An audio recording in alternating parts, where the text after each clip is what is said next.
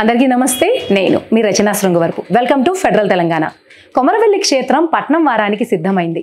మల్లన్న బ్రహ్మోత్సవాల్లో ప్రధాన ఘట్టం నేపథ్యంగా హైదరాబాదుకు చెందిన వేలాది మంది భక్తులు ఈ శనివారం సాయంత్రం తరలి వెళ్లనున్నారు.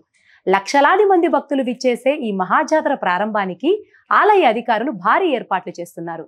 ఈ సందర్భంలో పట్నం వారం అంటే ఏమిటి, దాన్ని ఎవరు జరుపుకుంటారు, ఎలా జరుపుకుంటారు అనేది ఈ వీడియోలో చూద్దాం.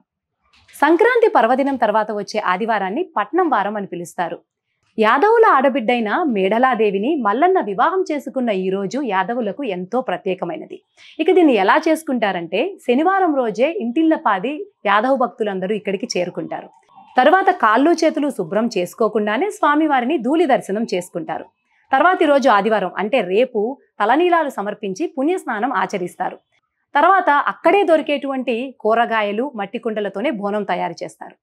మల్లన్నకు బెల్లం పాయసంతో బోనం తయారు చేసి పట్నం వేసి సహపంక్తి భోజనం చేస్తారు. స్వామివారికి ఒడిబియ్యం సమర్పిస్తారు దర్శించుకున్న తర్వాత. అలాగే స్వామివారి తోబుట్టు అయిన ఎల్లమ్మకు కూడా బోనం నివేదిస్తారు. ఇది ఆదివారం రోజు జరిగేది.